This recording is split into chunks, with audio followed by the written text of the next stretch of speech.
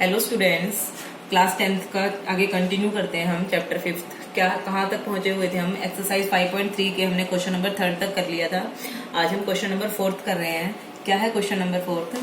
How many terms of the AP given हमें 9, 17, 25 and so on must be taken to give a sum of 636 कि हमें किसी AP की कितनी terms लेनी पड़ेगी कि उन टर्म्स का सम कितना आ जाए 636। देखिए पहले हमारे पास गिवन एपी क्या है।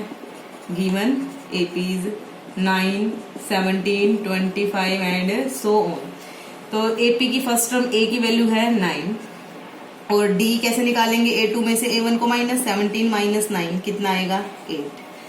अब मान लेते हैं कि n टर्म्स का सम कितना आएगा? 636। Let sum of first n terms of given AP is 636।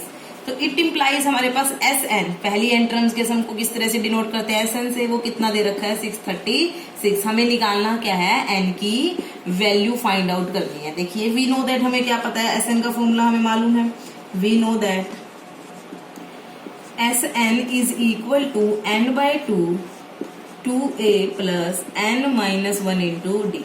ये हमें मालूम है, हमने ड्राइव भी किया था। Sn की वैल्यू दी हुई है 636, n हमें नहीं मालूम, n हमें फाइंड आउट करना है। a की वैल्यू कितनी है? 9, 2 into 9 plus n minus 1 into D की वैल्यू है 8। सिंप्लीफाई करेंगे इसको। देखिए 636 n/2 ये कितना आ गया? 18 प्लस n माइनस 1 इंटू 8। 636 2 से इसको भी डिवाइड कर दो, इसको भी डिवाइड कर दो। एंड ये 2 बाहर डिवाइड में है तो इस टर्म के भी डिवाइड में होगा, इसमें इसके भी। कुछ बच्चे क्या करते हैं? 2 को 18 से कैंसिल कर देते हैं। ऐसा नहीं होगा। अगर हम इसको कर रहे हैं तो इसको भी करेंगे। तो ये बचेगा 9, 2 9 18 प्लस यहाँ 2 से 8 का कटेंगे 4, तो n माइनस 1 इंटू 4।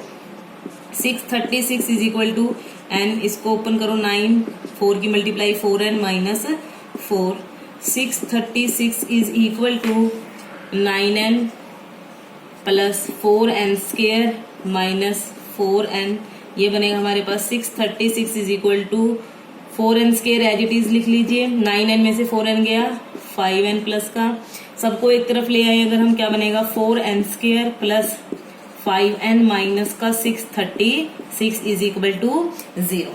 अब इसके बाद देखिए हम इसमें फैक्टराइजेशन मेथड भी लगा सकते हैं। ये क्या बन गई? क्वाड्रेटिक इक्वेशन बन गई, या फिर क्वाड्रेटिक पोलिनोमियल को हमने 0 के इक्वल रख लिया। और आपने सेकंड चैप्टर में भी किया है, इसकी जीरोस निकालनी है हमें, n की वो वैल्यूज निकालनी है जो इस पोलिनोमियल को क्या बना दे? 0 के इक्वल। जब हम इसको सोल्व करेंगे बाय यूजिंग क्वाड्रेटिक फॉर्मूला, क्या होता है quadratic formula? Minus B plus minus square root B square minus 4ac by 2a। हम b क्या होता है? n का कोफिशिएंट, a क्या होता है? n स्क्वायर का कोफिशिएंट, और c क्या होती है? Constant term. जब हम इनकी वैल्यूज पुट करेंगे और इसको सोल्व करेंगे तो n की 2 वैल्यूज आएंगी हमारे पास, माइनस का 53/4 और 12। देखिए n क्या है? Number of terms. Number of term ना तो पहली बात तो नेगेटिव होती, ना ही डेसिमल में होती। तो n की कौन सी है? तो निगलेक्ट करनी पड़ेगी हमें वैल्यू। तो n की वैल्यू कितनी आ जाएगी? 12। It means there are 12 terms which give sum 636 for the given AP. कि इस एपी की 12 टर्म्स का सम कितना आएगा? 636। इस तरह से हम इसको सोल्व करेंगे।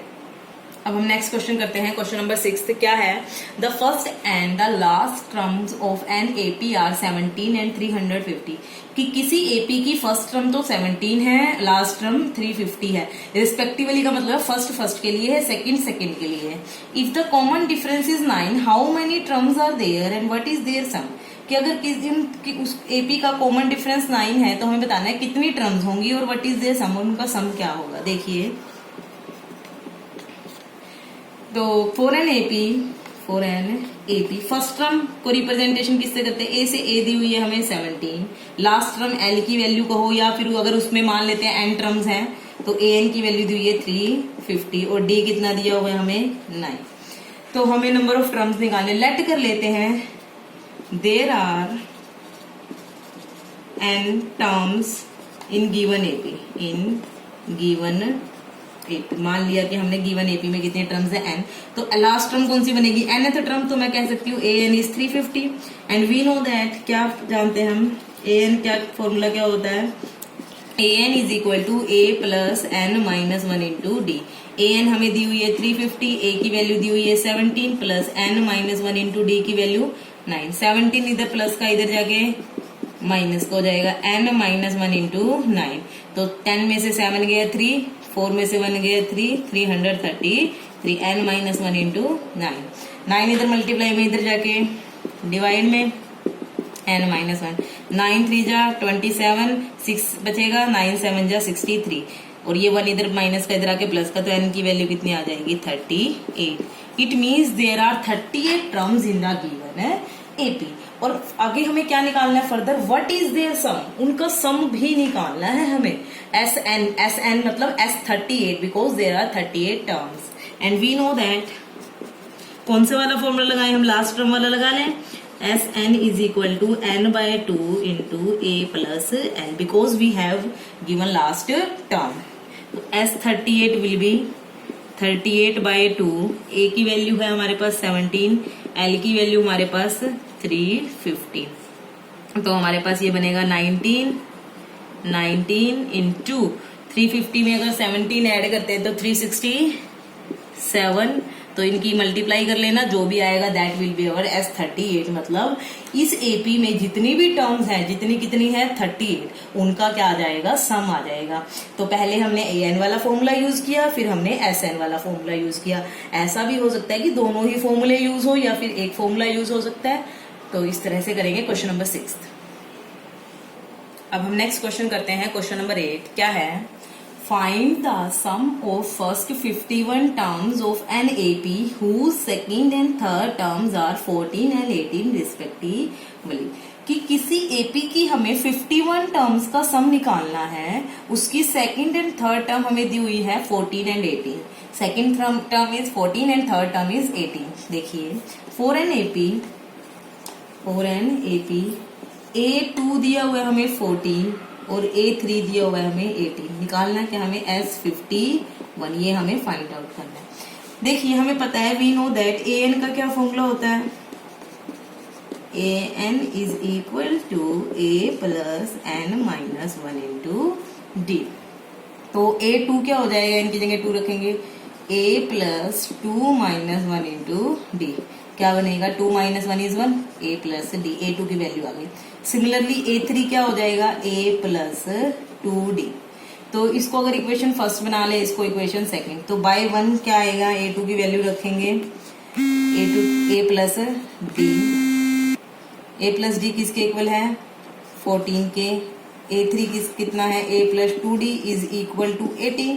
इसको इक्वेशन नंबर 3 बना लो, इसको इक्वेशन नंबर 4 बना लो। ठीक है, तो 3rd और 4th दोनों को सिंप्लीफाई करेंगे। Solving equation 3rd and 4th we get A plus D is equal to 14, A plus 2D is equal to 18। Elimination method से करेंगे क्योंकि इसमें A का कोफिशिएंट दोनों जगह सेम है, तो सब्ट्रैक्ट करेंगे तो साइन चेंज, A से A कैंसिल, D में से 2D को माइनस करेंगे, माइनस का D, 14 में से 18 गए, माइनस का 4, माइनस से माइनस कैंसिल, तो D की वैल्यू आ गई 4। अब D की इस वैल्यू को या तो आप 3rd में पुट करो या फिर 4th में, मर्जी है आपकी। मैं 3rd में पुट कर रही हूँ, put value of D in equation 3rd। क्या मिलेगा हमें, A plus 4 is equal to 14। 4 इधर प्लस का उधर जाके माइनस का, 14 में से 4 गया 10। बट हमें A और D नहीं निकालना, हमें निकालना है S51। उसके लिए हमें किसका फॉर्मूला लगाना पड़ेगा, SN का। And we know that